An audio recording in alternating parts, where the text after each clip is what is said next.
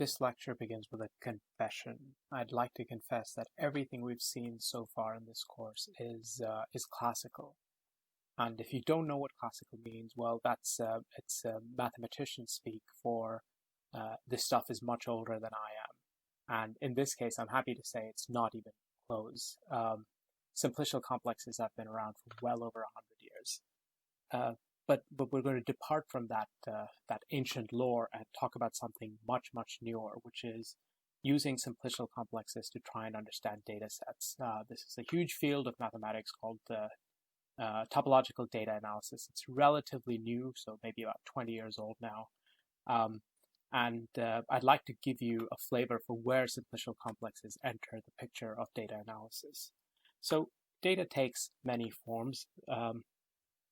So we'd like to define data, and for the purposes of this course and for much of life, really, you can replace the word data with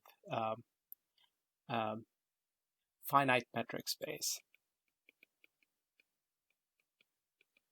So we will talk about what a finite metric space is. I'm going to define it carefully here so that if you haven't seen this before, and it's fine if you haven't seen it before, you at least get a sense for what's going on. On the other hand, it's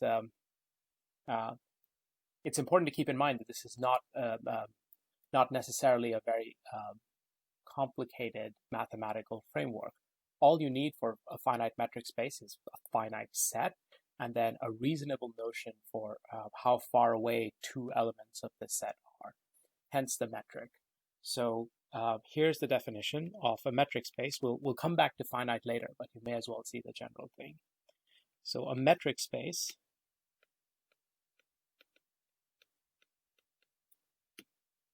is a finite set M along with a function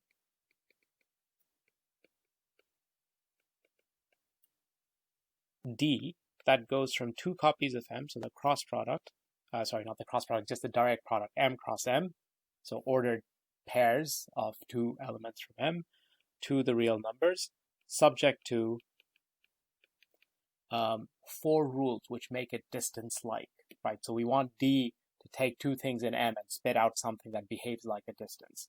So here are the 4 rules. Maybe instead of A, B, C, D, I'll give them some fancy icons. So here's the identity icon. Maybe we can draw it less stupidly.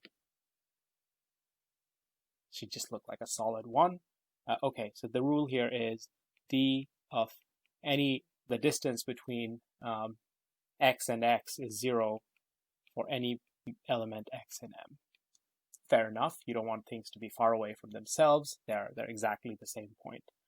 The second rule is positivity, which is to say that we probably don't want things to have negative distances from each other. So dxy is strictly bigger than 0 if x is not equal to y, and both are in M. The third one is symmetry. I'm as far away from you as you are from me, so this is dxy equals dyx for all x, y, and M. And they can be the same or different, it doesn't matter, because if they're the same, then dxx is 0 no matter how you arrange things. Okay, and the last one, and this is sort of, in many ways, the most non-trivial one. It looks simple like the others, but this is the triangle inequality. So this says dxy plus dyz is bigger than or equal to dxz for all x, y, z in M. So these are the axioms that define a metric. Okay, so great. We have a finite set and a distance-like function D. So this is going to be our notion of data. Now, this is there are several things. I mean, on one level, this is sort of too much. There's too many things that are metric spaces that you wouldn't ordinarily think of as data. Just semantically or colloquially, whatever you like. And the second thing is there are lots of things that you might consider data that don't have a good notion of distance. I am not going to talk about these subtleties. I mean, if your data doesn't have a good notion of distance, you probably need weirder tools to analyze it than any I'm going to show you here. Anyway, so this is a metric space, and what does this have to do with data? So the canonical sort of example are points in Rn with Euclidean distance. Okay. We'll learn how to spell Euclidean one of these days. Euclidean distance. So, you know, in the plane, you can just have a bunch of points, and that's a data set. And so if you take this point and that point, and you want to learn the d value between them, just calculate that Euclidean distance by square coordinate differences, add them up, add a big square root, you know, distance. Okay, good. So what's the goal? The goal is to learn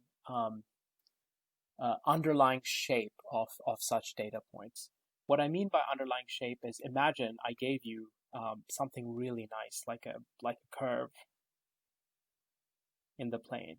So sample points from a curve in R2. Now, what I mean by sample points is put some probability measure that's maybe like the uniform probability measure, and pick points. And now, in any sort of practical scenario, your points are not going to lie exactly on the curve. You'll get points, you know, nearby.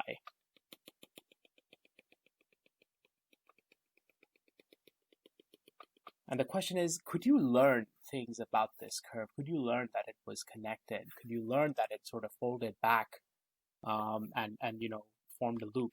These are the sorts of questions topological data analysis is meant to answer.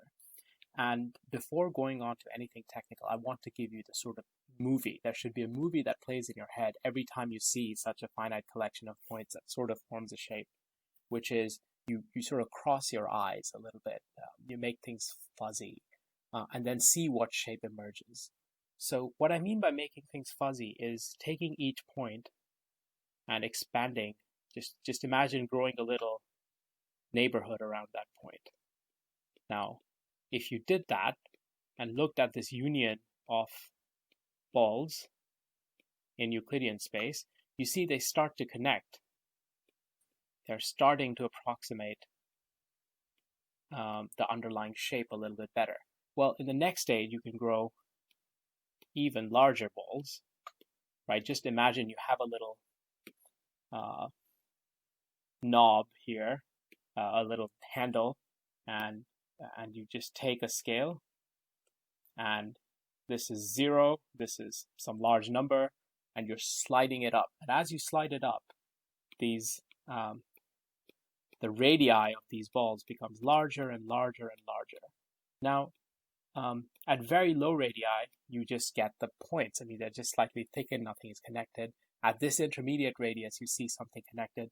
And, you know, if the radius gets really large, you start to lose the structure you cared about. Everything will just get filled in. So this is the movie. And the point is, you can sort of encapsulate this entire movie in a single filtration, which is a nested sequence of simplicial complexes, and then study that instead of this union of balls. The problem with the union of balls is that it's an extremely inconvenient data set for doing any sorts of calculations. If I just gave you points, right, coordinates of points, and I said radius 2 in Euclidean space, and then I asked you, well, is the union of balls around this collection of points with radius 2, is it connected? Well, what would you do? How would you decide that?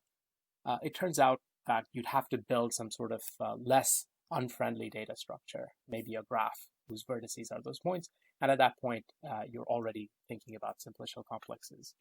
So this is where simplicial complexes enter the picture. The idea is, let me write that down, is to build filtrations that capture the geometry of such unions of balls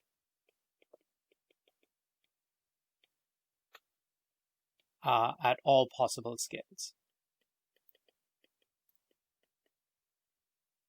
Let's call the scale R or epsilon. Maybe epsilon is nice. Epsilon bigger than or equal to 0. And there are two that are used most commonly. I mean, this is not a well-defined thing, right? What do you mean by capture the geometry? So there are two very common ones, and the most common one is called the Vietoris-Rips filtration. Before I define it, I should say, warning. We defined a few lectures ago filtrations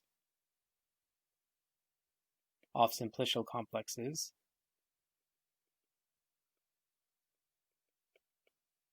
as a string of subcomplexes, a chain of subcomplexes.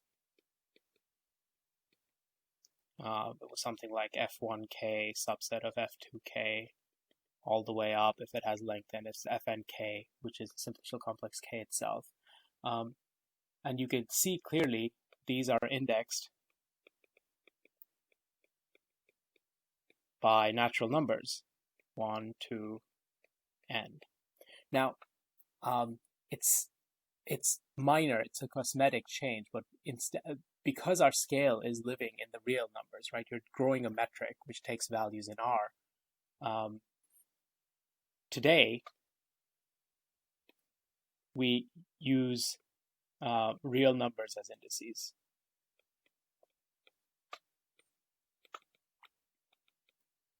So the idea is you have epsilon, the filtration at scale epsilon, and this is a subcomplex at the filtration for all epsilon less than or equal to delta. This is what a real index means, and we remove the requirement that if epsilon and delta are different, then this has to be a strict inclusion. That there's no way that's going to happen here, and we allow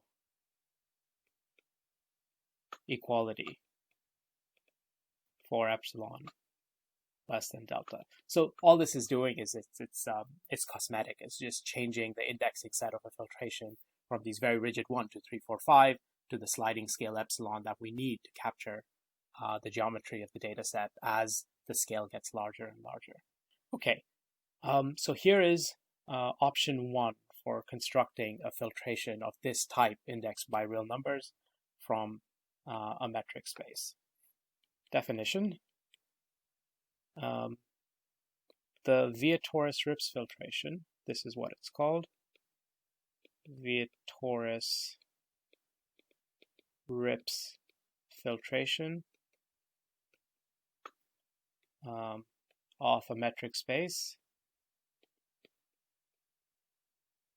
MD, and I'm going to assume finite because I want to get simplicial complexes and I only want finitely many vertices, is defined to be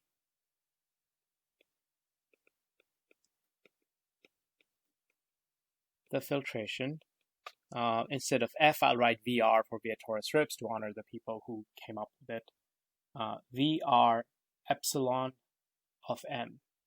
And this is defined for all epsilon bigger than 0. So each VR epsilon M is a simplicial complex. So what I need is a rule to tell you what the simplicial complex is. So all of these will have vertices being the elements of M. And the rule is defined by the rule. So you have to know when a simplex is present at which scale. So here's the rule. So take some subset of points, or elements rather, xk, subset of M is a simplex in VR at scale epsilon of M, if and only if the pairwise distances xi, xj are all less than or equal to epsilon. So no matter which two of these x0 through xk points I take, I compare the pairwise distance based on the metric space information, and that has to be less than or equal to epsilon. And that's it. That's how you form a Vietoris-Rips filtration. So let me show you the sort of smallest non-trivial example that I think illustrates what this thing looks like. So we're going to take 3 points. I'm drawing them as subsets of the plane because that's all I can do. But in general, these don't have to live in a plane. Just they're 3 points, and then you can illustrate the pairwise distances. So let's say there are some distance alpha, beta, and gamma apart. And I'll assume that alpha is less than beta is less than gamma strictly. And we know by the triangle inequality that gamma has to be bigger than or equal to alpha plus beta. We will not use it, but you should see that this holds. Okay, so so this is M.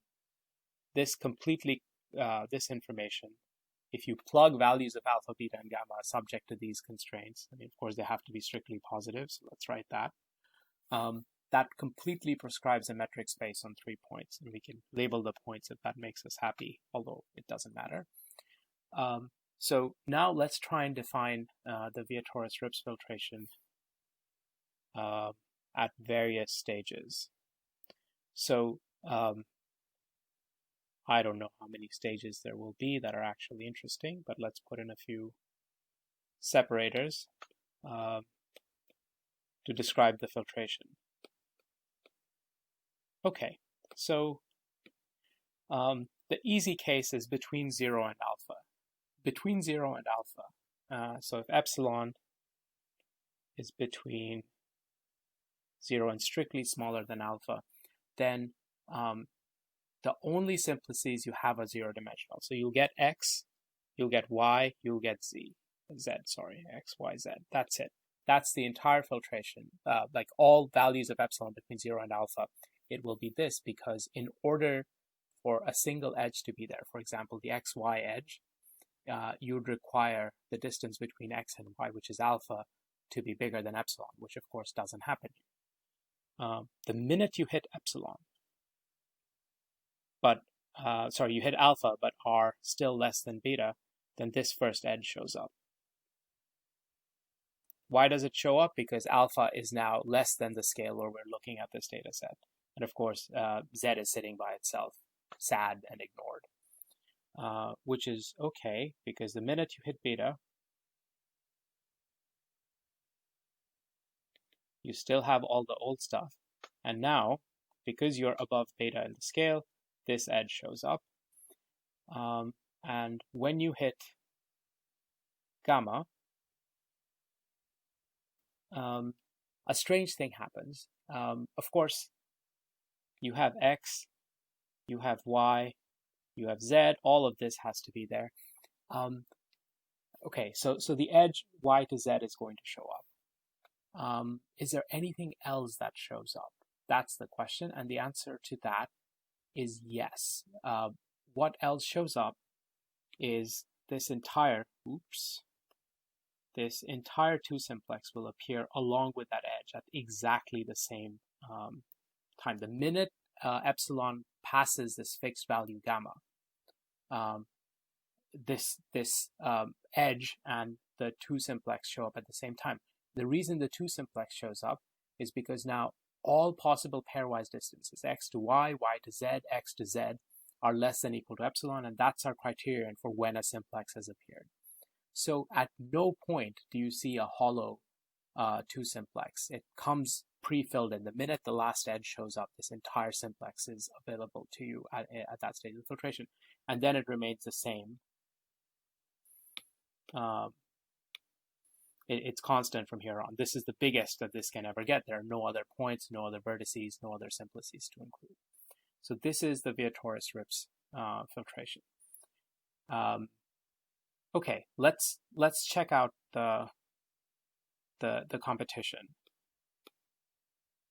So the competition is called the Čech filtration, and it's slightly more intricate. It just requires a little bit more to define. what we need, so here was an example of the Vietoris-Rips. Now let's see what the Čech filtration looks like. For this, we want let M be a finite subset of a larger metric space. It doesn't have to strictly be larger. Let's just say an ambient metric space.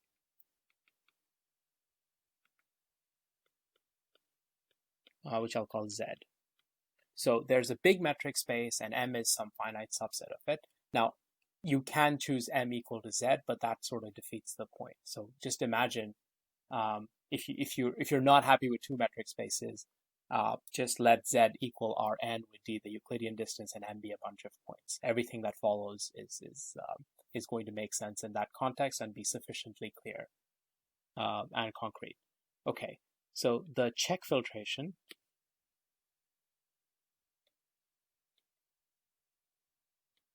I'll just write it as C epsilon of M. Now it is going to depend on Z, but I'm suppressing that just because I don't want very complicated notation. For epsilon bigger than 0 is given by the following rule.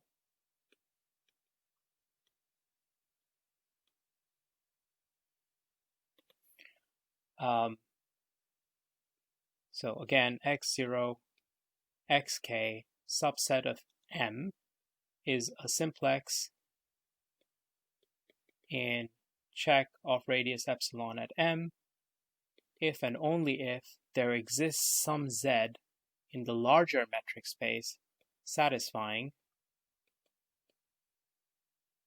dxi z is less than equal to epsilon for all I. So again, I think the thing to do is to see this in an example, and I'll steal our metric space here, the one we used for the previous example. This by itself is not enough, of course, because I need a Z. So imagine this is a subset of the plane. So as you see it drawn, these points are actually living inside the plane. So, you know, there are points of the plane everywhere. These are just 3 of them that we're looking at right now. So what's going to be important here is that there is a point, I'm drawing this terribly, but there is a point, let's call it Z. Z is terrible because we used it for the third point. Let's call it P. And let's call this distance, I don't know, we used alpha, beta, gamma, so let's say delta. So there is a smallest ball in R2 that encloses all 3 points. And let that ball have center P and radius delta. This delta is going to show up in the Čech filtration because we care about these distances from points in the ambient metric space R2 as well when defining simplices. So here's what the Čech filtration is going to look like on this subset of Rn. It starts out very, very similar to the Vietoris-Rips. So that's good news. Let me add a few separators here. Hopefully that's enough. Okay, so let's look at all the possible values of this filtration. So same rule. Now remember, if you want an edge from X to Y, there has to be a point in the middle that's got distance epsilon to both X and Y, distance at most epsilon, or at least epsilon to both X and Y. What that means is if you have epsilon, which is less than alpha over 2, then you are stuck. Because what you'd really need to draw that first edge between X and Y is the midpoint, and that distance has to be alpha over 2. And this is not yet available because epsilon has to be smaller than alpha over 2. So that doesn't happen. Those two balls around x and y don't really intersect. Okay. Now, if epsilon is bigger than alpha over 2 but smaller than beta over 2, then you have this edge, but not the other one. Now, this is so far, again, very similar to the Vietoris-Rips complex, except all the things have been divided by 2, because there you're looking at diameters, and here you're looking at radii. But okay, so far, we're tracking with a short sort of division by 2, the same filtration that we had before. Things are going to start to get different in a bit. But the second step here, the third step, the third panel, is going to be exactly the same as it was before. You have alpha length things, you have beta length things, and the gamma length things haven't shown up. So this is for beta over 2 less than equal to epsilon less than gamma over 2. Or actually, less than gamma over 2. Okay, now is the tricky part. This is where things diverge sharply, which is this hollow 2 simplex is going to show up for gamma over 2 less than equal to epsilon less than this magic radius delta. The reason for that is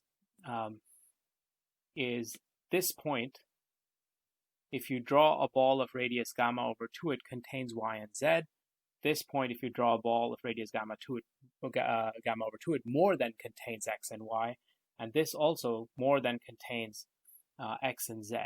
The trouble is, no single ball of radius smaller than delta, by definition of that ball, contains all 3 points. So we're not allowed to fill in this simplex yet. But the minute you are over that radius, so for epsilon bigger than equal to rho, delta is what we called it, you get the full solid 2 simplex. So this is the big difference between the Čech and the Vietoris-Rips filtrations. The Čech uses the ambient metric space to create a sort of finer object. The reason it's finer is because the Vietoris-Rips would never see that hole in the middle, whereas the Čech filtration, at least between radii gamma over 2 and delta, does see a hole appear at some stage in the union of balls before, of course, it gets filled in, because all 3 balls are intersecting. Okay, well, that's it for the first week's worth of material. We will continue these lectures in week 2 with discussions about homotopy. I'll see you then.